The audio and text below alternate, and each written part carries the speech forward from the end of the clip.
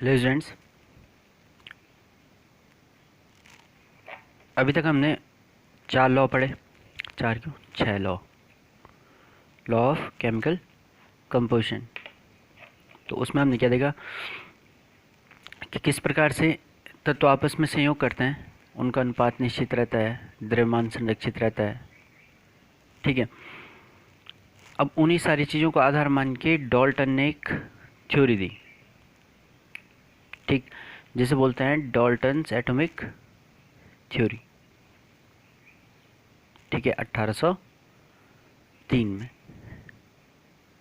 ठीक, तो ये चीज़ ध्यान रखें कि डाल्टन की एटॉमिक थ्योरी थी वो उन जो हमने लॉ ऑफ केमिकल कॉम्बिनेशन पढ़े थे ना, उन्हीं के बेस पे बनाई गई थी। तो इसके कुछ सिद्धांत हैं।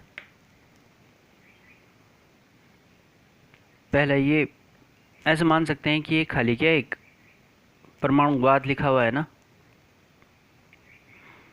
तो मतलब एक ये हाइपोथेसिस है, मान के चल रहे हैं क्या। तो पहला पॉइंट बोलता है द्रव्य, द्रव्य मतलब पदार्थ, अविभाजित तथा नष्ट न होने वाले कणों से मिलकर बना होता है, जिन्हें परमाणु कहते हैं। तो कोई भी पदार्थ होता है, हम उसे, जैसे लोहे का एक टुकड़ा है, लोहे के टुकड़े को चूरा करेंगे तो पाउडर मिलेगा। अब इस पाउडर में भी क्या होंगे, छोटे छोटे कण होंगे ना।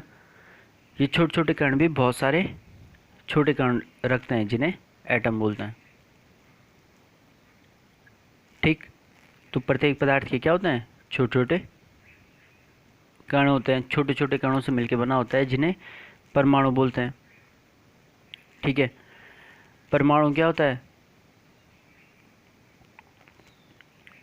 दो पदार्थों के परमाणु एक दूसरे से रासायनिक गुणों में भिन्न होते हैं। ठीक है, दो पदार्थ जैसे हमने ले लिए आयरन और कॉपर, तो इन दोनों के परमाणु रासायनिक और भौतिक गुणों में अलग अलग होंगे, इनका आकार भी अलग होगा। ठीक है, गुण भी अलग होंगे।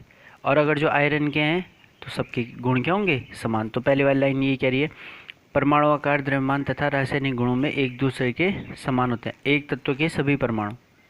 ठीक है, और दूसरी वाली लाइन क्या कह रही है, भिन्न भिन्न तत्वों के परमाणु आकार, द्रव्यमान तथा अन्य गुणों में एक दूसरे से भिन्न होता है। जो मैंने कहा कि दो पदार्थ हमने ले दिए तो इनके परमाणु क्या होंगे, अलग अलग प्रॉपर्टीज रखेंगे। अगला, परमाणु सरल गुणित अनुपात में संयुक्त होकर यौगिक परमाणु या सरल यौगिक या अणु बनाते हैं। इस प्रकार के संयोग से बने यौगिक प्रत्येक दिशा में समान होते हैं। रासायनिक संयोग के द्वारा क्या बनते हैं कि एक होता है परमाणु, दो परमाणु आपस में संयोग करते हैं तो वो बनाते हैं कि अणु। उसके लिए अलग अलग नाम यहाँ पे दे रखे हैं। ठीक है, और ये अणु क्या रहता है, स्वतंत्र अवस्था में रह सकता है। ठीक हो गया। अगला, रासायनिक अभिक्रियाओं में परमाणु का केवल संयोजन, पृथक्करण या पुनर्व्यवस्थापन होता है। मतलब कि क्या है इसका, किसी भी रासायनिक अभिक्रिया में परमाणुओं को उत्पन्न नहीं किया जा सकता। ये जो दूसरी वाली लाइन है ना, कि सामान्य रासायनिक अभिक्रिया के दौरान परमाणु को उत्पन्न न तो उत्पन्न किया जा सकता और न ही नष्ट किया जा सकता है। तो वो पहली वाली लाइन भी यही कह रही है कि मात्र परमाणुओं का क्या होता है, या तो वो ऐड होंगे, या वो कहेंगे डिसोसिएट होंगे, या तो रीअरेंज हो जाएंगे। ठीक है, संयोजन, पृथक्करण या पुनर्व्यवस्थापन होता है। ठीक, तो जैसे कोई रिएक्शन है हमारे पास, मैं बोला HCl प्लस NaOH, इन दोनों को मिलाया तो NaCl प्लस H2। तो यहाँ पे क्या हो रहा है, कोई नया परमाणु मिल नहीं रहा, रीअरेंज हो रहा है। सोडियम चले गया क्लोरीन के साथ, H चले गया इस ऑक्सीजन के साथ, इसने H2 बना दिया, इसने यहाँ NaCl बना दिया। तो यहाँ पे रीअरेंजमेंट हो रहा है एटम्स का। ठीक है, तो ये तो था डाल्टन की एटॉमिक थ्योरी हाइपोथेसिस के बेस पे, जो उसने किसके आधार पे बनाई थी, जो हमारे पास केमिकल कॉम्बिनेशन के लॉस थे। उसके बाद क्या होता है कि पहले तो 18वीं सदी में से माना गया, उसके बाद जैसे जैसे सब एटॉमिक पार्टिकल्स की खोज हुई। अब सब एटॉमिक पार्टिकल क्या हुए? जैसे हमें पता है कि प्रोटॉन, इलेक्ट्रॉन और न्यूट्रॉन मिलके क्या बनाते हैं? परमाणु बनाते हैं। ठीक है, तो पहले वाली थ्योरी तो यहीं पे ख़त्म हो गई कि द्रव्य अविभाजित तथा नष्ट होने वाले कणों से मिलकर बना होता है, जिन्हें परमाणु कहते हैं। और परमाणु को और छोटे भागों में नहीं बांटा जा सकता, क्योंकि परमाणु को क्या कर सकते हैं? प्रोटॉन, इलेक्ट्रॉन और न्यूट्रॉन में बांट सकते हैं। ठीक है, तो इसी प्रकार से जैसे जैसे नई खोजें होती गई, ये थ्योरी भी फेल होती गई। ठीक, तो इसकी कुछ सीमाएं हैं। एक पॉइंट तक ये काम करता है, उसके बाद ये काम करना बंद कर देता है। तो पहला, विभिन्न तत्वों के परमाणु एक दूसरे से किस प्रकार भिन्न होते हैं, इस थ्योरी ने नहीं बताया। उसने ये नहीं बताया कि जैसे आयरन है और कॉपर है, ये इन दोनों के एटम्स एक दूसरे से क्यों अलग हो जाएंगे? अलग तो होंगे, कॉपर की प्रॉपर्टीज़ अलग होती हैं, आयरन की प्रॉपर्टीज़ अलग होती हैं, तो इनके एटम्स की प्रॉपर्टीज़ भी अलग होंगी, पर ये प्रॉपर्टीज़ अलग क्यों होंगी? दूसरा, क्यों और कैसे तत्वों के परमाणु एक दूसरे से संयोग कर यौगिक या अणु बनाते हैं? केमिकल कॉम्बिनेशन के बारे में नहीं बताया कि कैसे में बॉन्डिंग होती है। ठीक है, दो एटम है, ये आपस में जुड़ेंगे क्यों? ऐसा क्या होगा इनके बीच में कि आपस में जुड़ के क्या बना दें? अणु बना दे। अगला, यह सिद्धांत किसी अणु में परमाणुओं को परस्पर बांधने वाले बल की प्रकृति की व्याख्या करने में असमर्थ है। कोई मॉलिक्यूल, जैसे अभी पहले वाले पॉइंट में बताया कि कोई मॉलिक्यूल अगर जो बनता है तो उसमें दो एटम्स आपस में जुड़ते हैं।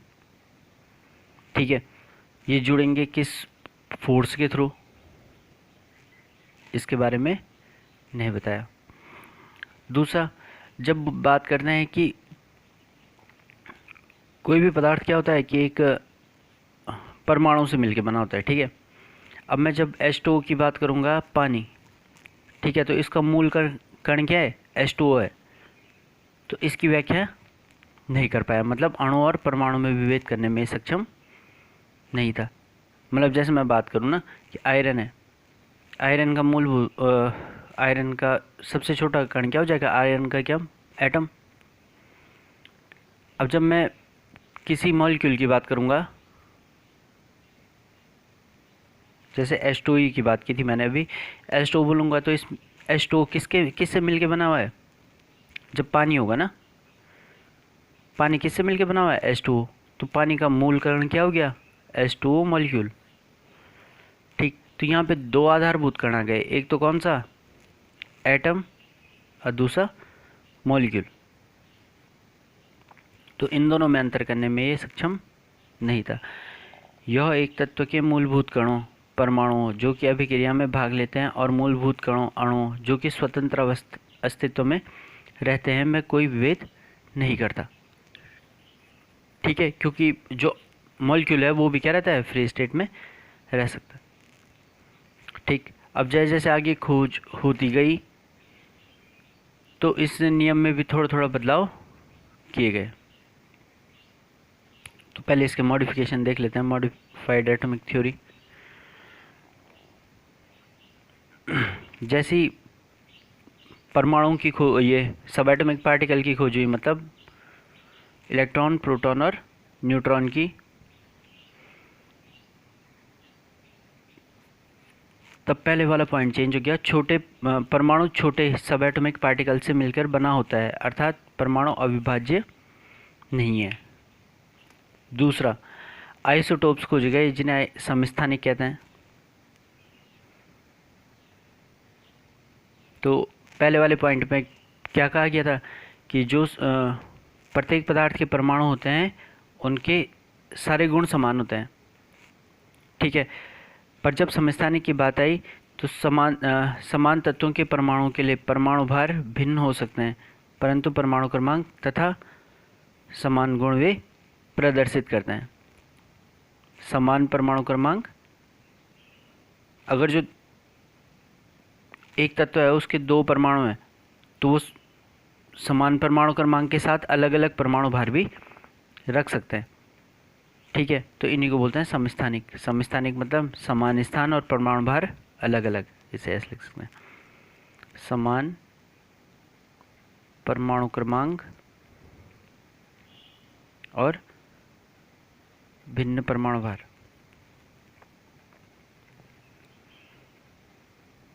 अगला, समभारिक की खोज हुई कि दो परमाणु जिनके क्या होंगे, समान परमाणु भार होंगे, तो इनके परमाणु क्रमांक भिन्न भिन्न भी हो सकते हैं। ठीक, जैसे समस्थानिक समभारिक कहते हैं। एक तत्व के परमाणु को दूसरे तत्व के परमाणु में बदला जा सकता है। ठीक है, ट्रांसम्यूटेशन।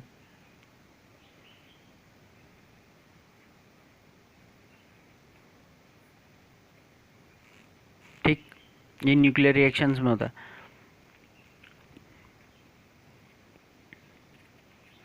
अगला, परमाणु का द्रव्यमान ऊर्जा में परिवर्तित हो सकता है।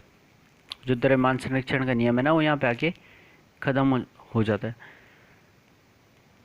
आइंस्टीन की एक इक्वेशन थी इक्वल टू mc²। एनर्जी, ये इक्वेशन क्या बताती है, जो एनर्जी होती है वो मास में कन्वर्ट हो सकती है और मास एनर्जी में कन्वर्ट हो सकता है। ठीक है, तो पहला वाला जो द्रव्यमान संरक्षण का नियम है वो यहीं पे क्या हो गया, समाप्त हो गया। ठीक हो गया। तो ये थी हमारे पास modified atomic theory. Dalton atomic theory के बेसिस पे दो चीज़ों की व्याख्या की जा सकती है, द्रव्यमान संरक्षण का नियम और स्थिर अनुपात का नियम। ये आप लोगों को देखना है कि किस प्रकार से इनकी व्याख्या हम कर सकते हैं, किसके बेस पे, डाल्टन एटॉमिक थ्योरी के बेस पे। और पॉइंट है, चलो मैं बता देता हूँ। द्रव्यमान संरक्षण का नियम है पहला वाला पॉइंट। पहला पॉइंट देखेंगे सभी, तो पहला पॉइंट क्या आता है, द्रव्य अभाजित तथा अविभाजित तथा नष्ट न होने वाले कणों से मिलकर बना होता है, जिन्हें परमाणु कहते हैं। ठीक है, और लास्ट वाला,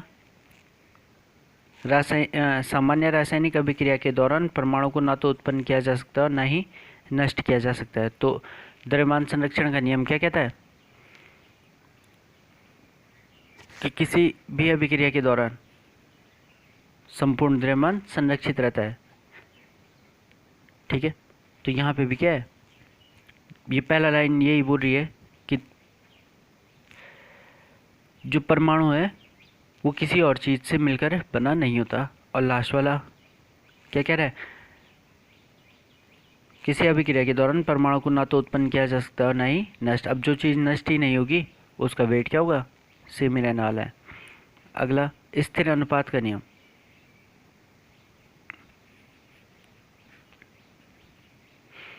सामान्य रासायनिक अभिक्रिया के दौरान परमाणु को ना तो उत्पन्न किया जा सकता और ना ही नष्ट किया जा सकता है। एक वाली लाइन ले लो। और परमाणु सरल गुणित अनुपात में संयुक्त होकर यौगिक। स्थिर अनुपात का नियम क्या कहता है कि दो अलग अलग तत्व जब समान तत्व के साथ समान तत्व के समान द्रव्यमान के साथ योग करते हैं, योग करके अलग अलग यौगिक बनाते हैं, तो जो क्रिया करने वाले दोनों तत्व होंगे उन दोनों में एक सरल गुणित अनुपात होगा और वो उसी अनुपात में आपस में संयोग करने वाले हैं। तो ये चौथा वाला पॉइंट जो है, परमाणु सरल गुणित अनुपात में संयुक्त होकर यौगिक परमाणु या सरल यौगिक या अणु बनाते हैं। इस प्रकार से के संयोग से बने यौगिक प्रत्येक दिशा में समान होते हैं। ठीक है, तो ये वाला पॉइंट क्या बता रहा है, दूसरा स्थिर अनुपात के नियम का पालन कर रहा है। ठीक, तो यहाँ से हम क्या कर सकते हैं, इन दो नियमों की व्याख्या कर सकते हैं। ठीक हो गया, थैंक यू।